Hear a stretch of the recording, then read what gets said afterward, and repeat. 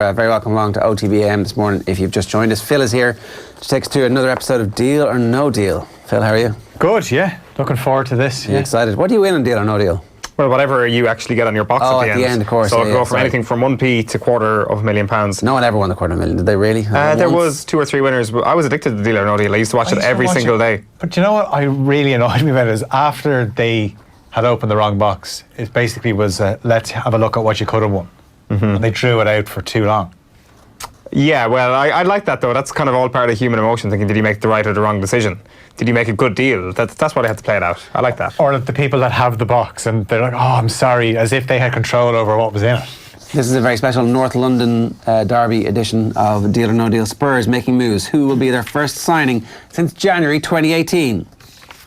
Spurs are closing in on the signing of Lyon's France midfielder Tanguy Ndombele, 22, for a club record 60 million. Ndombele played 34 games last season as Lyon qualified for the Champions League by finishing third in Ligue 1. He's told Lyon he wants to leave the club this summer. Club president Jean-Michel Aulas has confirmed the news. He is seeking a departure. Nothing is done, but the door may be open. Deal or no deal? Deal. Deal. Good deal. Is it? Make him your club record signing. He's worth every penny of that. He's a good player. He's quick feet. Does take touches on the ball, which at the beginning of Premier League career might be a bit of a problem, but you know he's certainly a good footballer. He played really well against Man City at the Etihad in the Champions League last season. I like him. Okay. Spurs are also close to signing Leeds United's 18-year-old winger Jack Clarke for £8.5 million. This is a very Spursy signing. Clarke made 22 Championship appearances 2018-2019. Deal or no deal? Deal. But send him back on loan to Leeds United. The Pochettino-Bielsa relationship can work in many ways, as in take one of your kids back, help him get promotion to the Premier League, but give us back when he's a seasoned veteran next season. Spurs want to strengthen their midfield at Real Madrid's Dani Ceballos, but the Spanish club will take less than €50 million. Who are you saying, Spurs, is it? Yeah. Well, speaking with my Arsenal cap on, I think they should swoop on in and hijack that immediately, especially if the Ndombele deal gets done. There'd be no need for him. Hasn't played that much for Real Madrid. I think 12 La Liga appearances last year. He's still only 22. And he's 100% good enough to play for Arsenal Football Club. Spurs... Could be the next Denis Suarez. It could be. It could be the next Denis Suarez. If Ndombele falls through, I actually think he's good enough to play for Spurs, so that puts it into a bit of perspective. Will they do both? I don't think so. Okay. Heading through the Spurs exit door, Kieran Trippier, over whom Juventus and Napoli are tussling, having not watched a minute of the Premier League last year. They watched the World Cup, though. No, it's a long time ago now. Yeah. That'd be a good move for him.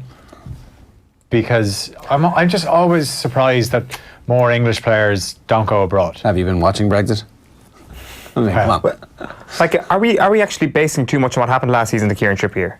Why don't we base it on the vast majority of his career, which was an outstanding right back for Burnley, a brilliant right back for Spurs up until last season, and an outstanding World Cup last summer? Maybe he just had an off year. Brilliant signing for Napoli if he gets back to that. Maybe he was knackered. Remember Danny Rose was like in the papers non-stop and then lost his place and then got it back again. Like sometimes these relationships with clubs, they wax and wane. I think Spurs need to have a second think about this, and I'm sure Pochettino will know just as well as anybody where his head is at in terms of the new season.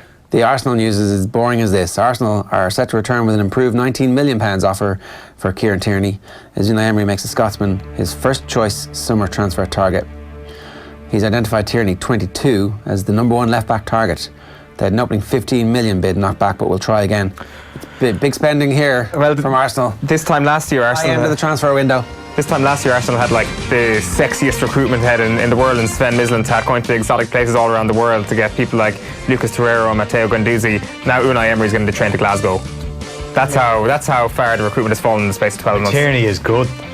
He is good. Yeah, but Torreira and Guendouzi were good signings, although Torreira wants out. Yeah. But Tierney is a quality left back. Just on that Torreira thing, like, I mean, the even Gazidis situation, like, that has been one of the most disastrous turn of events from any football club. Losing him, going to AC Milan. AC Milan will now probably sign Lucas Torreira. Like, what a backstabbery that is from Gazidis. Torreira was so good at the start. I think at the North London derby, the one he scored in at the Emirates. But the second half of the season was poor for him. Yeah, it's true, to be fair. Everything was poor in the second half of the season. He's not happy. Well, sometimes that happens. That players starts well and then they get a bit tired. And pre-season catches up and then whatever. Again, another player that would have played at the World Cup. Okay, so on to Manchester United, now linked with over 100 players. Signed one? Have they even signed a second one? Signed one. Signed one. Signed one. So just Daniel James. 100 to 1 that this is going to happen. And Manchester United wants Sevilla and France forward Wissam Ben Yedder, 28, and will trigger his 35.8 million release clause.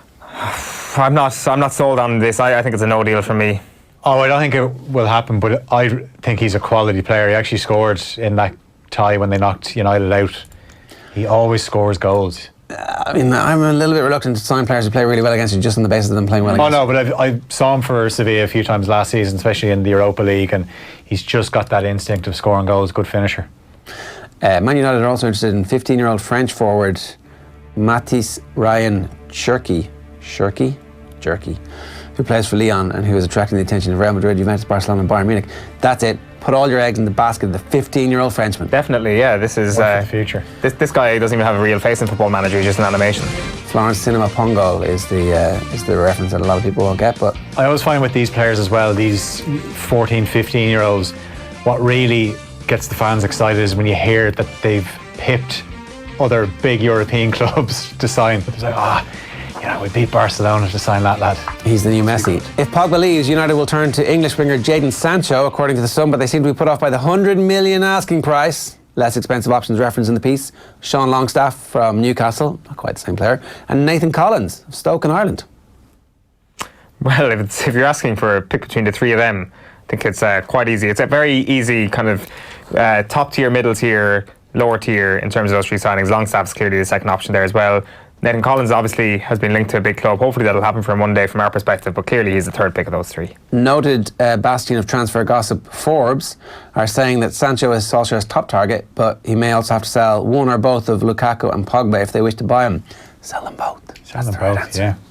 Right, where's Philip Coutinho off to? Former Liverpool midfielder Philip Coutinho has cast out of his Barcelona future with a vague answer to a question regarding his future. Many things that come out in the media are simply not true, but as for my future, we do not know what is going to happen. That is the truth.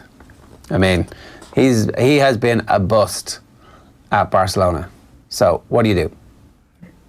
You get rid of him, and I'd say PSG probably the most likely. United? Man United? Liverpool. Would Liverpool take Philippe Coutinho back? For nothing? No. They wouldn't. Doesn't he have to apologise? Doesn't he have to... He had a lot of Neymar-style apology? He had a lot of back injuries when he was at Liverpool. Just around the time that he was trying to look for that move away. Liverpool could say, look what's happened since he's left. They've got better. Does that necessarily mean that if they had all those players around Philippe Coutinho, they wouldn't have been even better again with him there? Possibly. There is games when you watch them and you think they're missing a player that can unlock a defence with a dribble pass, or in Coutinho's case, sometimes just smashes one in from 30 yards. I think Liverpool should re-sign Philippe Coutinho. No, I don't think so. I think there'd be far worse things that club could do right now. Liverpool's Belgian international goalkeeper Simon Mignolet is wanted by Crystal Palace, and they're going to get 8 million quid for it. You go. That is a sexy transfer right there, isn't it? Yeah. They're looking for more. Are they? Yeah, he's 2 years left I'd take it. on contract. Origi, who we talked about, is wanted by Betis. 10 million is the figure.